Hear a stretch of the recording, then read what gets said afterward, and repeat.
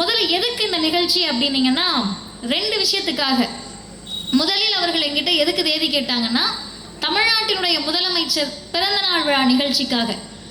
அது கொஞ்ச நாள் போக போக என்ன பண்ணாங்கன்னா, போன வாரம் நிதிநிலை அறிக்கை வெளியிட்ட உடனே, பட்ஜெட் தாக்கல் செய்த உடனே, முதலமைச்சர் பிறந்த நாளை கொண்டாடுவது எவ்வளவு முக்கியமோ அதே அளவிற்கு தமிழ்நாடு மாநில அரசினுடைய இந்த பட்ஜெட்டை விளக்க வேண்டிய அவசியமும் இருக்கிறது என்ற முடிவுக்கு வந்தார்கள்.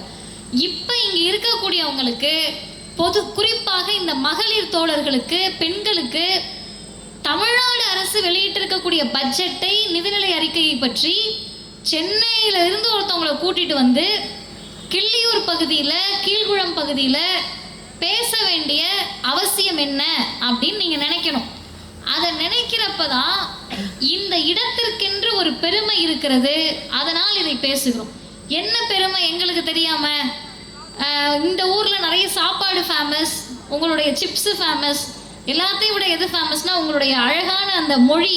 அதை கேட்பதற்காகவே ஒரு 10 தடவை கூட இந்த ஊருக்கு வரலான்ற அளவிற்கு இனிமையான மொழி. இது எல்லாத்தையும் பற்றி சொல்றேன்னா கிடையாது. அருமை தோழர்களே, கிள்ளியூர்ல இருந்து கொஞ்சம் அப்படியே நகர்ந்து போனீங்கன்னா புதுக்கடை, பேர் சரியா சொல்றேனாமா?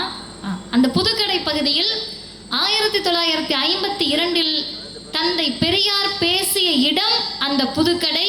அந்த பகுதியில் நின்று மதிவதனி பேசுகிறேன் என்பதே எனக்கு பெருமையான செய்திதான். 52ல் கன்னியாகுமரி தமிழ்நாட்டோடு இல்லை. நம்ம இன்னைக்கு இருக்கக்கூடிய இந்த இடம் தமிழ்நாட்டோட இல்லை, திருவிதாங்கூர் சமஸ்தானம். இன்னைக்கு எல்லாரும் வரிசையா வந்து எனக்கு துண்டு போட்டாங்க, சால்வை போட்டாங்க. பார்க்கக்கூடிய இளைஞர்களுக்கு எப்பதான் இந்த அக்கா பேச ஆரம்பிக்கும்னு இரிட்டேட் ஆயிருக்கும். பெண்கள், இளம் பெண்களுக்கு என்னையா வரிசையா போட்டுட்டே இருக்கீங்களே, இந்த சால்வையெல்லாம் பாருங்க, நான் கடை போட்டு கூட உட்காந்துடலாம் அப்படி நினைச்சிருப்பீங்க. ஆனா இதற்கு பின்னால் இருக்கக்கூடிய வரலாறு என்பது, திருவிதாங்கூர் சமஸ்தானத்தில் இருந்த சனாதனவாதிகளால் மேலாடை போட்டு மார்பை மறைப்பதற்கு உரிமையற்று கிடந்த நமக்கு இன்றைக்கு மேலாடை போடுவதற்கு மட்டுமல்ல, அதற்கு மேலும் ஒரு ஆடையை போர்த்தி நீங்கள் தான் வர வேண்டும், பேச வேண்டும் என்று சொல்லக்கூடிய இடத்திற்கு நகர்வதற்கு நமக்கு 100 ஆண்டுகளுக்கு மேல் ஆகியிருக்கிறது. அப்படிதான் நீங்க அதை புரிஞ்சுக்கணும்.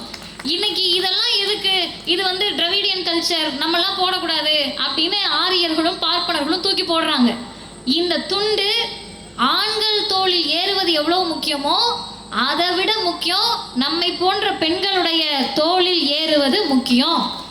ஏன்னு கேட்டிங்கன்னா, இன்னைக்கு நான் வந்த உடனே அறையில் நான் ரூம்ல போய் தங்குறப்ப ஒரு நிகழ்ச்சி நடந்துச்சு. என்னை காலையிலிருந்து உண்மையாகவே உடனிருந்து கவனித்து கொண்டு தொடர்ந்து பலகட்ட அலைச்சலுக்கு பிறகு என்னோடு இருக்கக்கூடிய மேல்புறம் வடக்கு ஒன்றிய செயலாளர் அண்ணன் ஷைனி காட்டன் அவர்கள், அவங்க என்ன பண்ணாங்கன்னா, யாரும் தப்பாக எடுத்துக்க வேணாம், அவர் பேரை மட்டும் சொன்னேன்னு, அவர் வந்து கூப்பிட்டுட்டு வந்ததுனால நீங்கள் ஏதாவது அண்ணன் எனக்கு ஏதாவது கொடுத்து கூட்டிகிட்டு வந்துட்டார் போல அப்படின்னு நினச்சிடாதீங்க. இப்போ அண்ணன் வந்த உடனே என்ன பண்ணாங்கன்னா, ரூமில் வந்து என்னை பார்க்க 2 பேர் நிற்கிறாங்க, அவங்கள அறிமுகப்படுத்துகிறாங்க. பெண்கள், இளம் பெண்கள் நல்லா தெரிஞ்சுக்கணும் நம்ம எந்த இடத்துல இருக்கோன்னு. இப்போ வந்த உடனே இவர் தாமா ஒன்றிய செயலாளர் சகோதரர் கோபால்னு அவர் அறிமுகப்படுத்தலை. அந்த நிகழ்வை உங்களுக்கு ஞாபகம் இருக்கான்னு தெரியல. முதல்ல யாரை அறிமுகப்படுத்தினார்னா, இவங்க தான் எங்களுடைய சேர்மன் சரளா, அவங்க தான் ஒன்றிய செயலாளர், இவரோட இணையர் அப்படின்னாங்க. எத்தனை வருஷமா கோபால் அவர்களுடைய இணையர் சரளா என்று சொல்லி பழக்கப்பட்ட சமூகத்தில் சரளாவினுடைய இணையர் தான் கோபால் என்று சொல்லுவதற்கு நமக்கு இத்தனை வருஷம் ஆயிருக்கு. இத பெண்கள், இதுல என்னங்க சாதனை இருக்குன்னு நினைச்சா, நமக்கு ஏதாவது அடையாளம் இருக்கா? இங்க உட்கார்ந்துருக்கோம்ல, இங்கே நமக்கு என்ன அடையாளம் இருக்குன்னு சொல்லுங்கள். நீங்கள் கேரளாவில் இருக்கலாம், ஆந்திராவில் இருக்கலாம், கர்நாடகாவில் இருக்கலாம், இந்தியாவில் எந்த இடத்துல வேணால் இருக்கலாம், தமிழ்நாட்டில் இருக்கலாம், எங்கேனாலும் இருக்கலாம். பெண்களுக்கு என்று எது அடையாளம் அப்படின்னு கொஞ்சம் யோசிச்சு பாருங்க. 100 வருஷத்துக்கு முன்னாடி படிக்கலை நம்ம. மற்ற மாவட்டங்களில் போய் நான் இதை பேசலாம், ஆனால் கன்னியாகுமரியில் அதை பேச முடியாது. ஏன்னு கேட்டிங்கன்னா, மற்ற மாவட்டங்கள் எல்லாம் சனாதனிகளுடைய, பார்ப்பனர்களுடைய பிடியில் இருந்தபோது கிறிஸ்தவ மிஷனரிகள் இந்த பகுதிகளிலே கல்வியை கொடுத்ததால் பெண்கள் முதலில் படிக்க தொடங்கினார்கள். இந்த வரலாற்றை எந்த பிஜேபி வந்தாலும், எந்த ஆர்எஸ்எஸ் வந்தாலும் வரலாற்றை மாற்றி எழுத முடியாது. அப்படி இருக்க சூழல்ல என்னதான் நம்ம படித்தாலும் நமக்கு என்ன அடையாளம்னு கேட்டிங்கன்னா, இந்த அழைப்புதலை பார்த்துருப்பீங்க, பெண்கள் எல்லார் பேருக்கும் பின்னாடி ஒரு ஆண்கள் பேர் இருக்கும். அவங்கெல்லாம் யாருன்னு கேட்டால் ஒன்று அப்பாவாக இருப்பாங்க, இல்லைன்னா வீட்டுக்காராக இருப்பாங்க. அப்படிதானம்மா? நம்ம பேருக்கு பின்னாடிலாம் ஒன்று அப்பா பேர் இருக்கும், இல்லை வீட்டுக்கார பேர் இருக்கும். அவங்க பேருக்கு பின்னாடிலாம் என்ன இருக்கும்? ஆண்கள் பேருக்கு பின்னாடி படித்த பட்டம் இருக்கும், வேலைக்கு போகிறாங்கன்னா வழக்கறிஞர், மருத்துவர் அப்படின்னு சொல்லுவாங்க. ஏம்மா நீ வந்ததே பஞ்சாயத்தை கூட்டுறதுக்கானா? இல்லை. இதை எந்த இயக்கம் யோசிச்சுது? பெண்களுக்கென்ற அடையாளம் வேணும்னா அவங்கள படிக்கவை, வேலைக்கு அனுப்பு, சொத்து கொடு, அரசியல் அதிகாரம் கொடு என்று சிந்தித்த இயக்கத்திற்கு பெயர்தான் திராவிடர் இயக்கம். அதை அரசியலில் செயல்படுத்திய கட்சிக்கு பெயர்தான் திராவிட முன்னேற்ற கழகம். சாதாரணமாக நம்ம இங்கே வரல. இவ்வளோ பேர் கவுன்சிலர்கள் பெண்கள் இருக்கோம். அந்த பெண் கவுன்சிலர்களை பார்த்து என்ன சொன்னாங்கன்னா, இப்பயும் சொல்கிறாங்க, நீங்கள் கவுன்சிலராக என்ன பண்ண போகிறீங்க? வீட்டில் இருக்கக்கூடிய ஆண்கள் தானே உங்களை வழி நடத்த போகிறாங்கன்னு. ஆனால் நம்ம சொல்கிறோம், ஆமாம், முதல் முறையாக கவுன்சிலர் ஆகிறப்ப ஆண்கள் தான் வழி நடத்துவாங்க. ஆனால் ஒரு முறை அதிகாரத்தினுடைய சுவையை பெண்கள் நுகரத் தொடங்கிவிட்டால் அதிகாரத்திலிருந்து இறங்குவதற்கு பெண்கள் தயாராக இருக்க மாட்டார்கள். அப்போ முதல்ல யார் அவங்களுக்கு அதிகாரம் கொடுக்கறதுன்றதான போட்டி. ஃபர்ஸ்ட் யார் அந்த பூனைக்கு மணி கட்டுறதுன்றதான சண்டை. முதலில் அந்த பூனைக்கு மணி கட்டுவதற்கு துணிந்த முதலமைச்சர் முத்தமிழறிஞர் டாக்டர் கலைஞர் அவர்கள். பெண்களை அதிகாரப்படுத்துங்கள், அரசியல் அதிகாரத்தை கொடுங்கள். அது இன்னும் அடுத்த கட்டத்திற்கு தமிழ்நாட்டினுடைய முதலமைச்சர் கொண்டு போறாரு. பெண்களுக்கு உள்ளாட்சி தேர்தல்களில் 50% இடங்கள் கொடுக்கப்பட வேண்டும். கொடுத்தாச்சு. இந்த முதல்வரை பற்றி பேசுவதற்கு இது மட்டும்தான் காரணம்னா கிடையாது. ரொம்ப சுருக்கமாக சொல்கிறேன். இந்த தம்பி ஒருத்தர் உட்காந்துருக்காரு, கட்டம் போட்ட சட்டை, நீயே தான் டக்குன்னு பார்த்தல. எத்தனாவது படிக்கிறீங்க? குனியாதீங்க, இங்கே பாருங்க, அக்காவை பாருங்க. அவர் தான். எத்தனாவது படிக்கிறீங்க? எழுந்து சொல்லுங்க. எதுவும் கேட்க மாட்டேன், சொல்லு. 8th, 5 மேலே கை குத்து. 4th, sorry 4. நீங்கள் அழகாக இது போட்டுட்டு உட்காந்துருக்கீங்க. எத்தனாவது படிக்கிறீங்க? 4. நீங்கள் அந்த மடியில் உட்காந்துருக்கவர் பெருந்தலைவர். நீங்கள் தான் ஸ்கூலுக்கு போகிறானாக்கா? எத்தனாவது படிக்கிறான்? சும்மா கை உயர்த்து காட்டுங்க. எல்கேஜியா? எல்கேஜி. சரி, அப்படியே வாங்க. நான் பிள்ளைங்களெல்லாம் இப்போ கேட்டேன்ல, எத்தனாவது படிக்கிறேன்னு. 4வது, இன்னொருத்தர் 4வது, அவர் எல்கேஜி. 3வது படிக்கிறவங்க யாராவது இருக்கீங்களா? சும்மா கை தூக்குங்க. இந்த பிள்ளை வேற தூக்குனா கேள்வி கேட்டுரும். கண்டிப்பாக கேட்க மாட்டேன். சரி, அந்த பின்னாடி ரோஸ் கலர் ட்ரெஸ்ஸு பெருசு, நீயே தான் திரும்பி பார்க்குறீங்களே. ரொம்ப நேரமாக எதுவும் சாப்பிட்டுட்டு சிரிச்சிட்டு இருந்தல நீ. என்ன படிக்கிறீங்க? கை காட்டுறா காதுக்கு. 10th. சூப்பர். கேட்டுக்கிட்டீங்களா? இப்போ இதெல்லாம் தெரிஞ்சு நான் என்ன சர்வே எடுக்க வந்திருக்கேன்? நான் ரேஷன் கார்டாக கொடுத்துட்டு போகிறேன்? கிடையாது. எதுக்கு கேட்குறேன்னு கேட்டிங்கன்னா, இவ்வளோ கஷ்டப்பட்டோம், பெண்களை அரசியல் அதிகாரத்துக்கெலாம் கொண்டு வந்துட்டோம், எல்லாம் சரி. ஆனால் நம்மளாம் யார் தெரியுமா? சராசரியாக உங்ககிட்ட வந்து என்னம்மா பிரச்சனைன்னு கேட்டிங்கன்னா, புள்ள ஒழுங்காக படிக்காதான் உங்கள் பிரச்சனையாக இருக்கும். பிள்ளைய படிக்க வைக்கணும், புள்ள வேலைக்கு போகணும், அது ஆம்பளை பிள்ளையோ பொம்பளை பிள்ளையோ அது நல்லா இருக்கணும். எதுக்கு ஓடுறோம்னே தெரியாமல் ஓடிக்கிட்டு இருக்கீங்களா? எதுக்கு ஓடுறீங்கன்னு பிடிச்சி நிறுத்தி கேட்டிங்கன்னா, பெண்களுக்கு இல்லை, ஆண்களுக்கு இல்லை, தமிழ்நாட்டினுடைய பெற்றோர்களுடைய ஒரே கனவு என்னவாக இருக்கும் என்று சொன்னால், எப்படியாவது என் பிள்ளைய நல்லா படிக்க வச்சு ஒரு இடத்துல கொண்டு போய் உட்கார வச்சிடணும்னு நினைப்போம். ஆமாவா இல்லையா? ஆமாம். நான் கஷ்டப்பட்டாலும் பரவாயில்ல, நான் என்ன தொழில் பார்த்தாலும் பரவாயில்ல, நான் என்ன வியர்வை சிந்தினாலும் பரவாயில்லன்னு. இதுக்கு நமக்கு யாருமா சப்போர்ட் பண்ணணும்? நம்ம சம்பாதிக்கிறோம். ரொம்ப நேரமாக அண்ணன் ஒருத்தர் பிரச்சனை பண்ணிக்கிட்டே இருக்கீங்க. என்னென்ன விஷயம்? கேட்குறவங்கள கேட்க விடாமல் பண்ணிட்டு இருக்காரு அவரு. கையெழுத்து போட்டுட்டு இருக்கீங்களா எல்லாரும்? கொஞ்ச நேரம் இருங்க, நான் முடிச்சிருவேன், 8:30 முடிச்சிருவேன். என்னன்னு கேட்டால், இவங்களை படிக்க வைக்கிறதுக்கு நீங்கள் எல்லாம் வேலைக்கு போகிறீங்க, மாதம் சம்பளம் வாங்குறீங்க, ஸ்கூல் ஃபீஸ் கட்டுறீங்க, படிக்க வைக்கிறீங்க. இதுக்கும் இந்த கவர்மெண்ட்டுக்கு என்ன சம்மந்தம்? சும்மா நாங்கள் படித்தோன்னா திராவிடர் இயக்கம் தான் காரணன்ற, நான் வேலைக்கு போனால் திக தான் காரணம், திமுக தான் காரணம், பெரியார் தான் காரணம், திராவிடம் தான் காரணன்றீங்க. நான் சம்பாதிக்கிறேன், நான் பிள்ளைய படிக்க வைக்கிறேன். அதானம்மா கரெக்டு? இதில் இடையில எங்கள் எம்எல்ஏ வந்தார், மாவட்ட செயலாளர் வந்தார், ஒன்றிய செயலாளர் வந்தார். எங்கே வந்தாங்கன்னு கேட்டால், எத்தனாவது படிக்கிறீங்கன்னு கேட்குறப்ப நான் 4வது படிக்கிறேன், 10வது படிக்கிறேன்னு சொல்லக்கூடிய இந்த சமூகத்திற்கு முன்னால் அவங்க பாட்டி தாத்தா படிக்கலை. கன்னியாகுமரியை தாண்டி நீங்கள் வேறு ஊருக்கு போனீங்கன்னா, கன்னியாகுமரியிலுமே கூட 4 தலைமுறையாக படித்தவங்க எத்தனை பேருன்னு நான் கை உயர்த்த சொன்னேன்னா, இங்கே இருக்கக்கூடிய பாதி பேர் தானே கை உயர்த்துவோம். 3 தலைமுறையாக எத்தனை பேர் படிச்சிருக்கீங்கன்னு கேட்டால் அதுவும் குறையும். 2 தலைமுறையாக படித்தவங்க நிறைய பேர் இருப்போம். முதல் தலைமுறையாக படித்தவர்கள் இன்றைக்கு தமிழ்நாட்டில் நீங்கள் போய் பார்த்தீங்கன்னா ஏழையான குடும்பங்கள் இருக்கும், வறுமையில் இருக்கக்கூடிய குடும்பம் இருக்கும், அடுத்த வேளை சாப்பாட்டுக்கு வழி இல்லைன்னு சொல்லக்கூடிய குடும்பம் இருக்கும், கடன் இருக்க குடும்பம் இருக்கும், ஆனா என் பிள்ளைய காசு இல்லாததுனால படிக்க வைக்கலன்னு சொல்லக்கூடிய ஒரு குடும்பத்தை கூட நீங்கள் தமிழ்நாட்டில் பார்க்க முடியாது.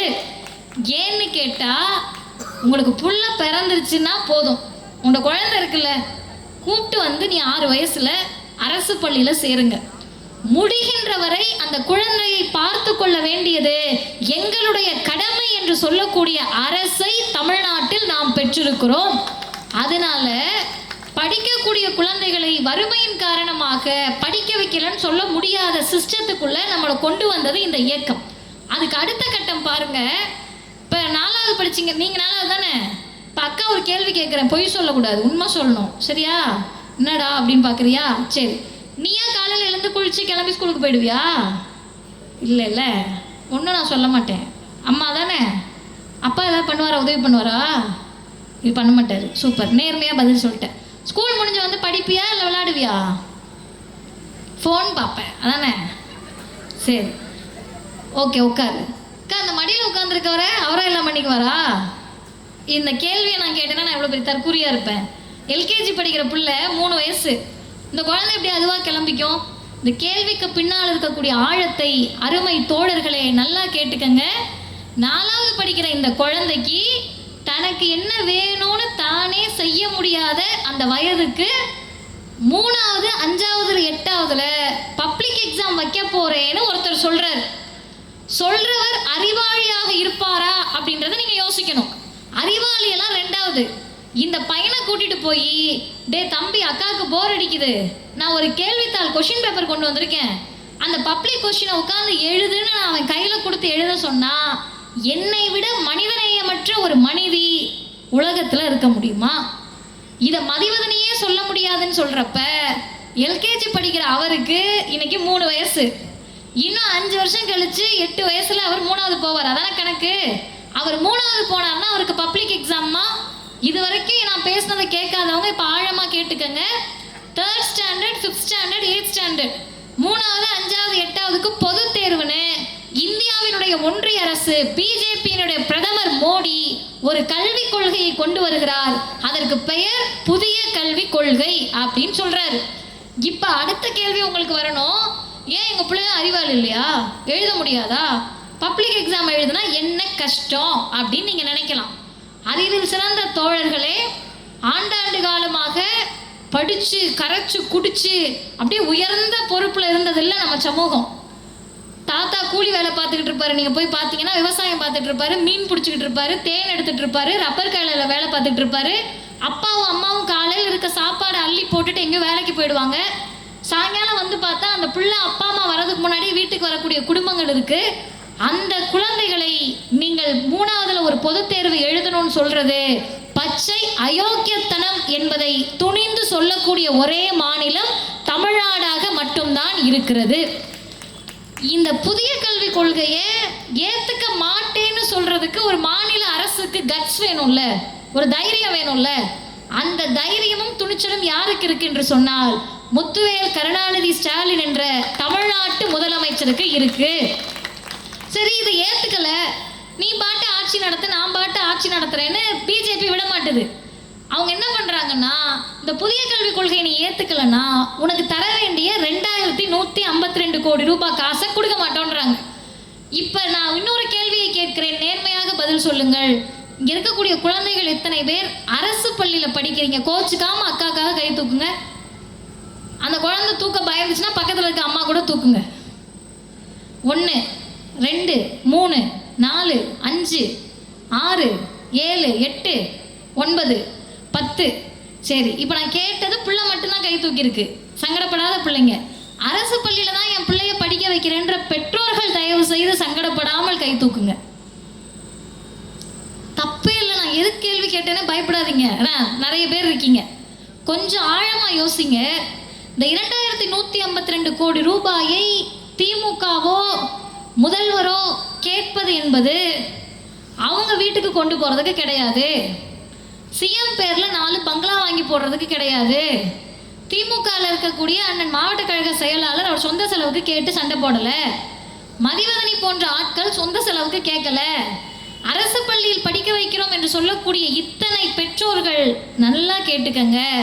நம் பிள்ளைகளுக்கு வழங்கக்கூடிய காலை உணவு, ஆசிரியர்களுக்கு தர வேண்டிய சம்பளம், பிள்ளைகளுடைய கல்விக்காக கொடுக்க வேண்டிய புத்தகம், சீருடை, இத்தனை விஷயமும் இருக்கு.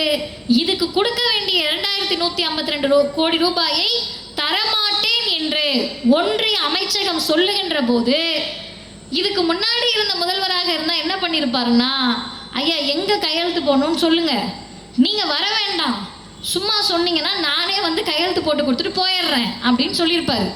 ஆனா முதல்வர்கிட்ட 2 டிமாண்ட் வைக்கிறாங்க. அறிவில் சிறந்த இளைஞர்கள் நல்லா கேட்டுக்கங்க. ஒன்று, பிஎம் ஸ்ரீ என்று சொல்லக்கூடிய அந்த பள்ளிக்கூடங்கள், அது புதிய கல்விக் கொள்கையினுடைய அம்சம், அதை ஏத்துக்கங்கன்றாங்கம்மா. இன்னொன்று என்னன்னு கேட்டீங்கன்னா, ஹிந்தியை ஏத்துக்கன்றாங்க, மும்மொழி கல்விக் கொள்கையை ஏத்துக்க, மும்மொழி கொள்கையை ஏத்துக்கன்றாங்க. முதல்வர் என்ன சொல்றாருன்னா, இது 2ஐயும் ஏத்துக்கிட்டா நீ 5000 கோடி ரூபாய் கூட தரேன்ற, நீ 10,000 கோடி ரூபாய் தந்தாலும் சரி, இந்த 2ஐயும் தமிழ்நாடு ஒருபோதும் ஏற்றுக்கொள்ளாது. என் மாணவர்களை படிக்க வைக்க எனக்கு தெரியும். சரி சொல்லிட்டாரு, சும்மா போற போக்குல சொல்லியிருப்பாரு போல அப்படின்னு நினைச்சிங்கன்னா, அங்கதான் இருக்கு சிறப்பம்சம். இந்த நிதிநிலை அறிக்கையில் என்ன செய்ய போகிறது தமிழ்நாடு, தமிழ்நாட்டினுடைய முதல்வர் என்று நினைத்து கொண்டிருந்த போது, நம் தமிழ்நாட்டு பிள்ளைகளுடைய கல்வியை நாசமாக்க துடிக்கக்கூடிய பாசிச பிஜேபி தர மறுத்த தொகையை, நிதி சுமை இருந்தாலும் சரி, கடன் வாங்கினாலும் சரி, யாருக்காகவும் எங்கள் பிள்ளைகளுடைய கல்வியை விட்டுக் கொடுக்க முடியாது என்று தமிழ்நாட்டின் முதலமைச்சர் நிதிநிலை அறிக்கையில் தமிழ்நாடு அரசே இந்த 2000 கோடி ரூபாயையும் தமிழ்நாட்டு பிள்ளைகளுக்கு கொடுக்கும் என்ற நிதிநிலை அறிக்கையை கொடுத்திருக்கிறார்கள். இப்ப யோசிச்சு பாருங்க, ஒரு நிமிஷம் முதல்வர் சரி நம்ம ஹிந்தியை ஏத்துப்போம் அப்படின்னு நினைச்சா என்ன ஆகும்? நான் 8:20 இன்னும் 10 நிமிடத்திலிருந்து 15 நிமிடத்துக்குள் முடிக்கிறேன்.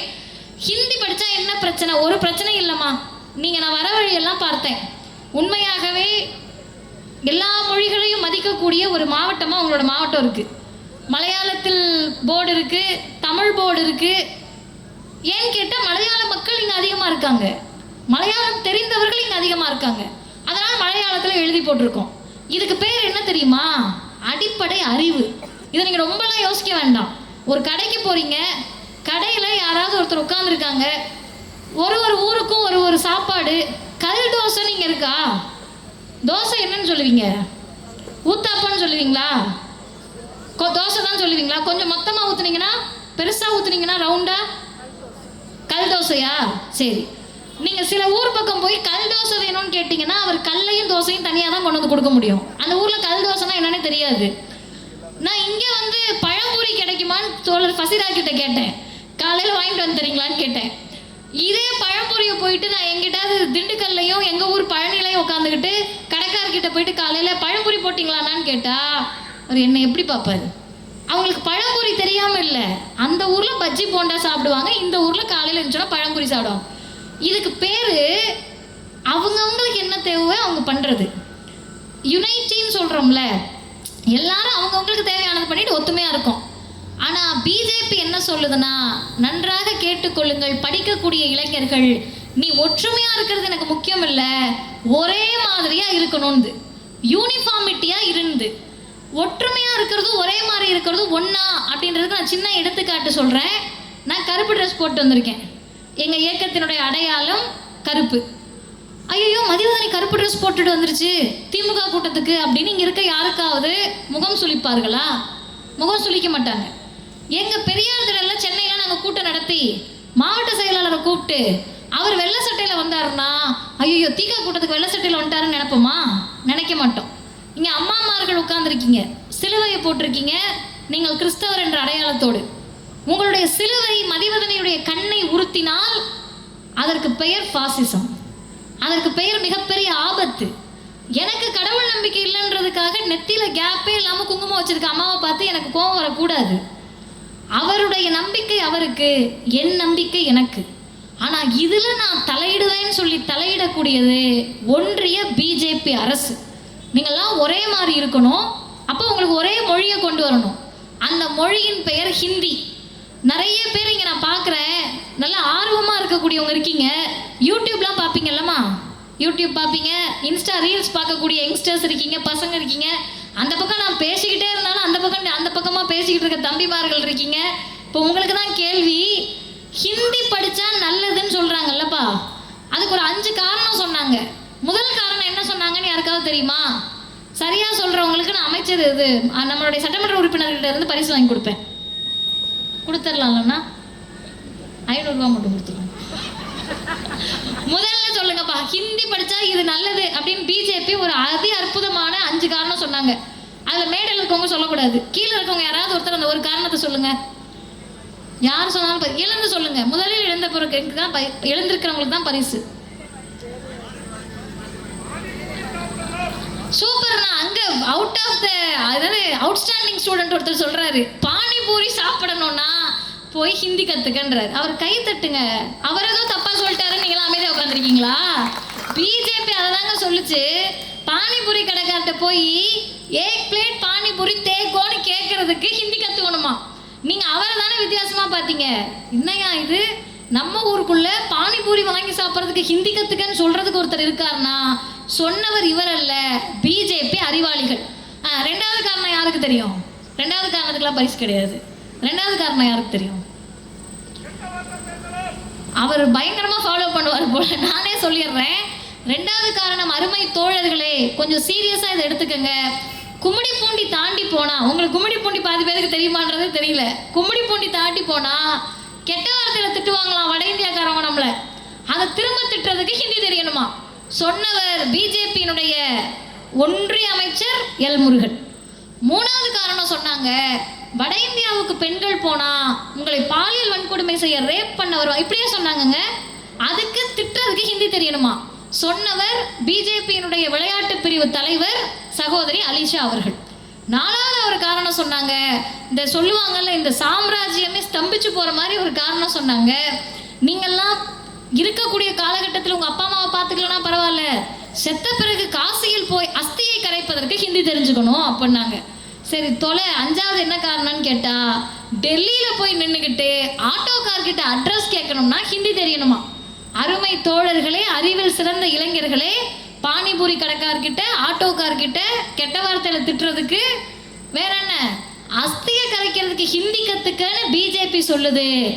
நம்ம தமிழ்நாடு என்ன சொல்லுச்சுன்னா, உன் தாத்தா படிக்கல, பாட்டி படிக்கல, அப்பாவும் அம்மாவும் கிடைச்ச வேலையை பார்த்துக்கிட்டு இருக்காங்க, நீயாவது உருப்படியா தமிழையும் ஆங்கிலத்தையும் கற்றுக்கொண்டு மருத்துவரா மாறு, இன்ஜினியரா மாறு, விஞ்ஞானியா மாறு, சர்வதேச நிறுவனத்தில் வேலைக்கு போ, உன்னுடைய இழிவை நீக்கிக்கொள் என்று சொன்ன மாநிலம் தமிழ்நாடு.